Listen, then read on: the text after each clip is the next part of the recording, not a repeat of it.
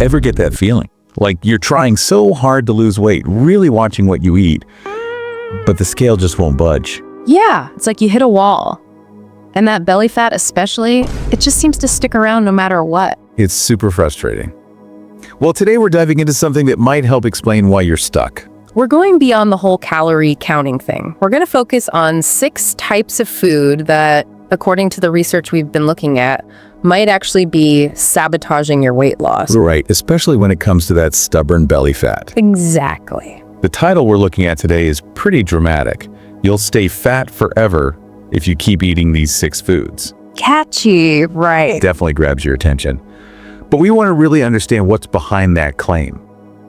So in this deep dive, we'll be going through a book that lays out this whole argument, plus a review and a study guide to help us break it all down. We want to make this clear and easy to understand, even if you're not a total expert in biology. Exactly. So let's get into it. Okay, so first, we need to understand something really important about visceral fat. That's the fat that's deep inside your belly, surrounding your organs. The research we're looking at really emphasizes that it's not just an aesthetic issue. It's not just about how your clothes fit. Visceral fat actually acts like an organ itself, releasing inflammatory chemicals into your body. So it's not just sitting there passively. Right. It's actively causing problems. These inflammatory chemicals can mess with how your body uses insulin. You can think of insulin as a messenger that helps move sugar from your blood into your cells for energy. Okay, got it. But when these inflammatory chemicals are constantly being released, your cells can become less sensitive to insulin. That's what's called insulin resistance, right? Exactly. And that leads to higher blood sugar levels. And importantly, for what we're talking about today, it makes your body store more fat, especially around your belly. And that's where the connection to metabolic disorders comes in. Exactly. So basically, the more visceral fat you have, the harder it is for your body to burn any stored fat. It's like your body's fat-burning engine is getting jammed up. A perfect analogy. So let's get to those 6 foods. All right, the first one is low-fat yogurt. It seems so healthy. I mean, I eat low-fat yogurt all the time. Right, it seems like a virtuous choice. But here's the thing, a lot of low-fat yogurts are loaded with hidden sugars. Some have as much as 19 grams of sugar per serving. Wow, 19 grams. That's a lot. I mean, that's more than some candy bars. Right, and it's not just the sugar, there's another culprit lurking in there. Industrial starches. Like what? Things like modified cornstarch and maltodextrin. They break down into glucose really quickly in your body, leading to those blood sugar spikes we were talking about. So even though it's low in fat, all that sugar and starch is making my insulin levels go crazy, which tells my body to hold on to fat. Exactly. And the research is pretty clear that these industrial starches can actually have a higher glycemic index than table sugar. The glycemic index measures how quickly a food raises your blood sugar. And a high GI means a fast spike, which over time can increase your risk of type 2 diabetes. And you don't always know these ingredients are in there, right? Yeah. The labels can be confusing. Absolutely. The book actually talks about deceptive labeling. Manufacturers use terms like modified food starch or even bioengineered ingredients. It doesn't exactly scream sugar bomb. All right, low-fat yogurt, you're out. What's the next culprit? Okay, next up. Processed meats. We're talking hot dogs, deli meats, that kind of thing. The research here makes it clear that not all meat is bad. It's the processed stuff that's really problematic. So what makes them so different from a regular piece of chicken or steak? A lot of things. One that really stands out is something called mechanically separated meat. What is that? It's basically a super processed substance. They use extreme heat, bleaching, and all sorts of chemical treatments just to get it into a usable form. It's pretty far removed from a simple cut of meat. That sounds kind of scary. It is. And on top of that, they add more sugar, like corn syrup, and more of those industrial starches. So again, you get those blood sugar spikes that can lead to fat storage. So it's like a double whammy. Yeah. The questionable processing itself, plus all the extra junk they throw in. Right. And there's another layer to this. The high heat they use to process these meats can create something called advanced glycation end products, or AGs. Imagine sugar molecules in your blood kind of acting like sticky caramel. When they bind to proteins in your body, especially under high heat, they form these AGEs, which can cause inflammation and all sorts of health problems over time.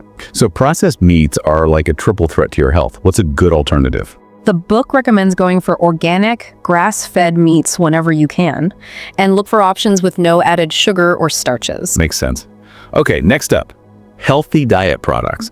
The book specifically mentions Atkins bars as an example. It's kind of counterintuitive, right? Because these are supposed to help you lose weight. Yeah, and that's where the whole deception comes in. A lot of these diet foods, even though they claim to be healthy, are actually highly processed and often use lower quality protein sources like milk protein concentrate and soy protein isolate. So just because it says protein on the label, it doesn't mean it's good protein. Exactly. And then there are the bioengineered ingredients. That can mean all sorts of things: artificial fibers, synthetic additives, industrial fillers. Okay. And the book suggests that these can mess with your digestion and cause bloating. Oh.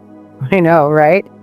And then, of course, there are the artificial sweeteners. A lot of these diet products use them to keep the sugar content down, but the research suggests they can have a negative impact on your gut bacteria. Yeah, right. I've heard about that, the gut microbiome. Yes.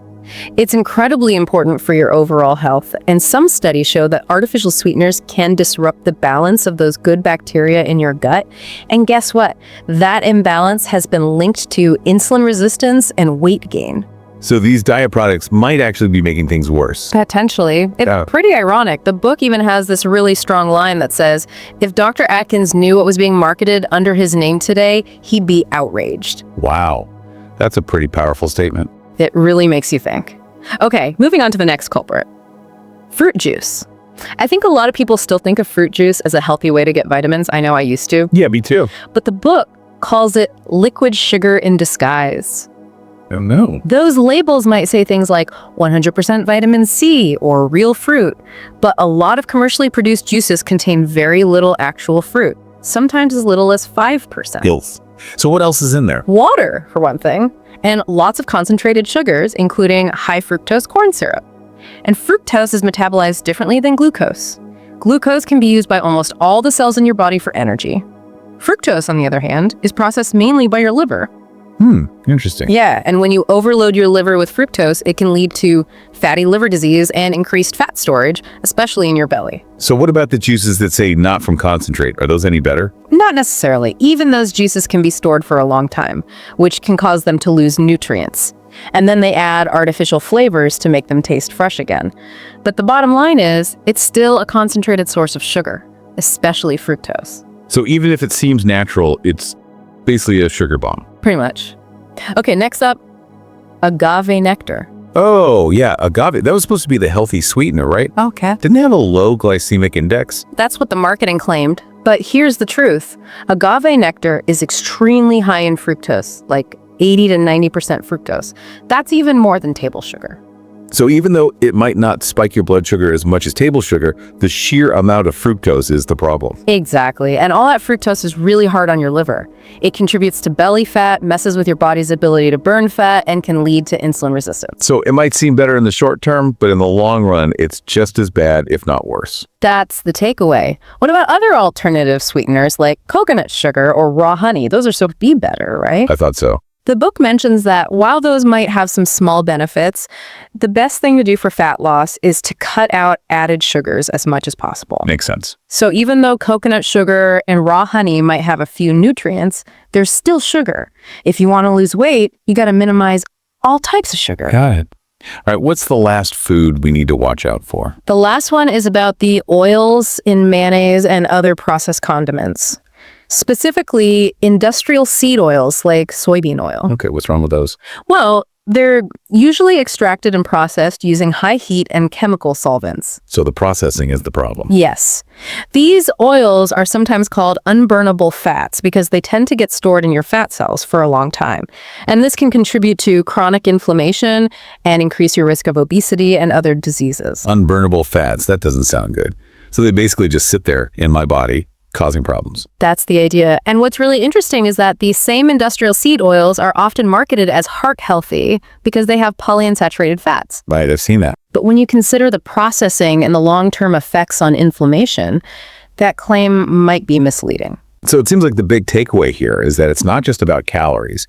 It's about being really aware of the types of foods we're eating and the hidden things they might contain. Exactly. It's about understanding how these foods can affect our metabolism and our ability to burn fat, especially that visceral fat. Right. So to sum it all up, we've talked about low-fat yogurt, processed meats, healthy diet products, fruit juice, agave nectar, and industrial seed oils.